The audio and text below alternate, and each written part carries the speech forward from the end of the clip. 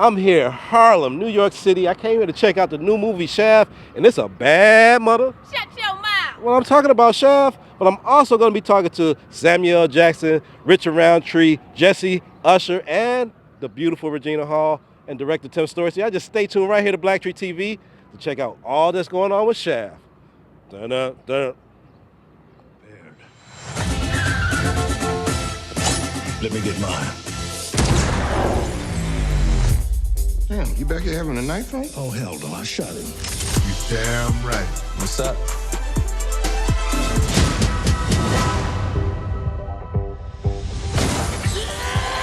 Oh, what are you doing? The glass didn't break. Get in here, JJ, come on!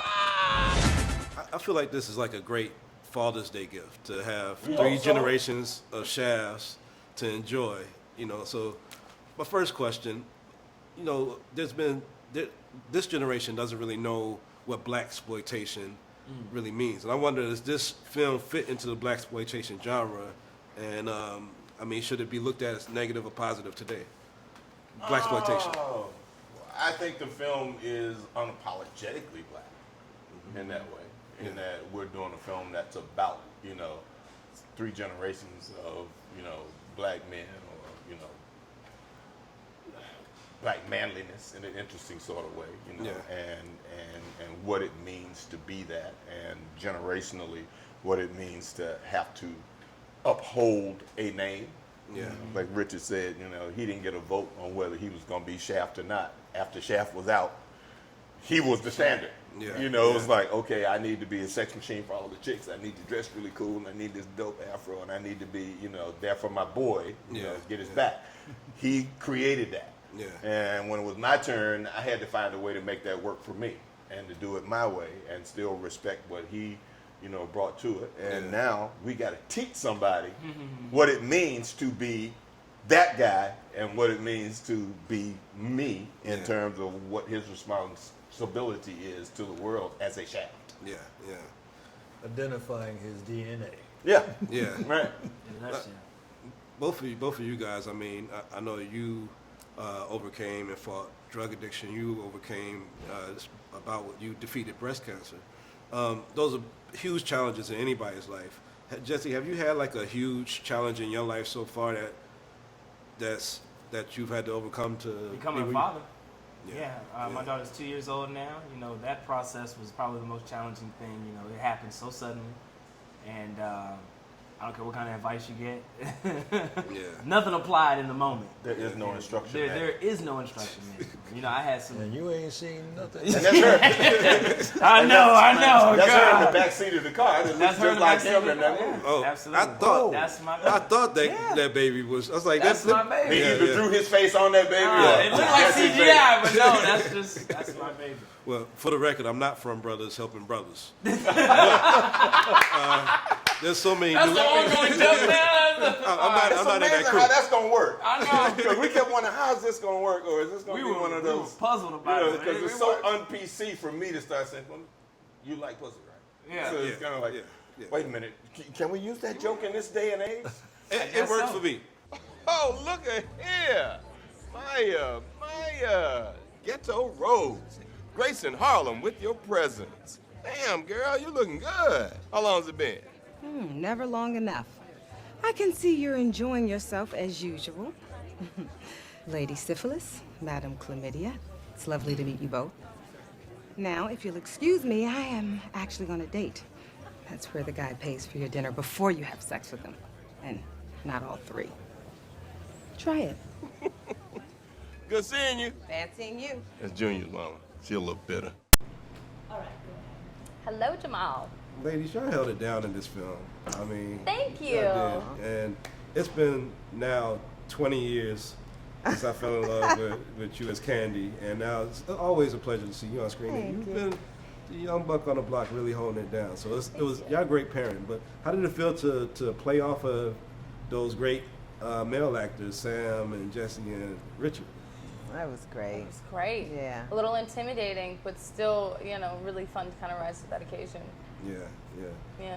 I think there's a scene in here that where you kind of steal the show with one line, And that's Oh the- God, I yeah. know what it is. It's You my know what favorite. it is? Oh God. Yeah. When I saw a screen, I didn't see a screening with a group of people. It was just me and a few people, reps. Yeah, same. But when she runs, even in my brain, I'm like, why she do that? So when she comes back, in like 2 seconds with the line, it's like I laughed out loud. It was It's one of a my laugh favorites out in the loud whole moment. movie. I ain't gonna ruin it for everybody else, Yeah. but they're gonna know when they see it. Absolutely. So what?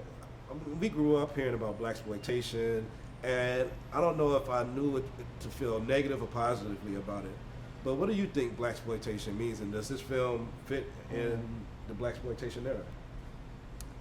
Well, shit, it was all they had back then. It's Yeah. not like they were making movies. I mean, that was what was making money and what was doing well and where you saw black people. It was Right. a product of the time. But, you know, I think that's what's great about this movie is having female characters like this. That's what expands it beyond what the original idea of blaxploitation was. Yeah. You know what I mean? And that we've seen the evolution of the character go beyond just, you know, that genre of blaxploitation. Yep. Yeah. Ironically, I was just here like 2 weeks ago to premiere Ava's series on Netflix, When They See Us. And I know that this film, Shaft, is fighting against the man. I wonder, like, in light of the Central Park 5 and everything else, how do we fight the man today? Like, what's the different vibe from the civil rights era to now? Like, how do we fight the man? We vote. today? We vote. Yeah, we vote. We vote. I have had too many friends So true. not vote. And it's because, oh, I don't like the candidates. I don't care. And you Educate vote yourself. vote in every election. Every election. Not just 4 Next years, president. but Yeah. you vote. And you know, one of the things, and I saw When They See Us, which was, you know, Ava did an incredible job, but so much of it was the parent not understanding, not having education, voting so that our schools are better. Yeah. You know, education systems are better. That's how you change things, because you have to change your community, voting for your community leaders, your mayors, you know, your city councilmen, all of it. Yeah. Yeah, yeah. We're just here looking for the owner, Benny. I'm Benny. Oh, could you give us one moment, please? Yo, what is wrong with you? She picked up a bat. You can't beat up a woman. Why not? Because she's a woman. That's like misogynistic. You the one being misogynistic. I ain't mentioning her gender. You the one bringing up her being a woman. I'm an equal opportunity ass whoop. All right, just can I handle this? Thank you. Hi, Benny. We don't want any trouble. You know, we just came to ask you just a couple questions. Damn! I was just trying to talk.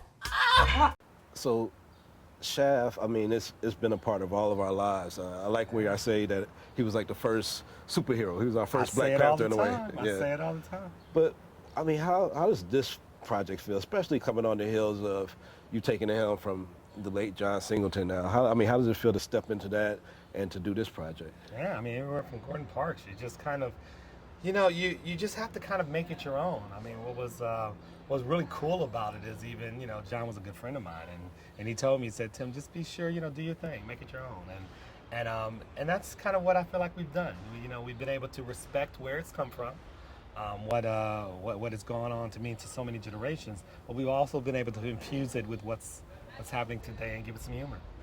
Now, Shaft came from the blaxploitation era, and I'm not sure if this generation really understands what blaxploitation is. Can you, as a director, just kind of like give them the little side notes on what that, and does this still count as blaxploitation?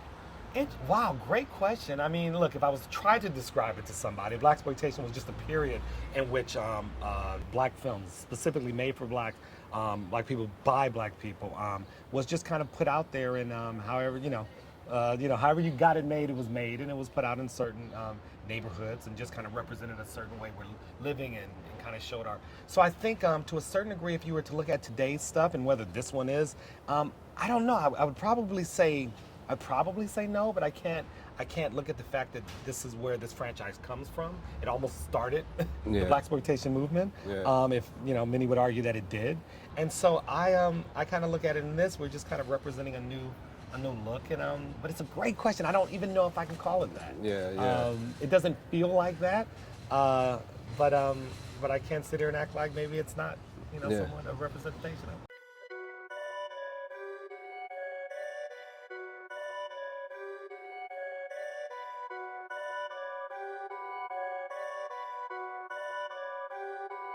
Perfect.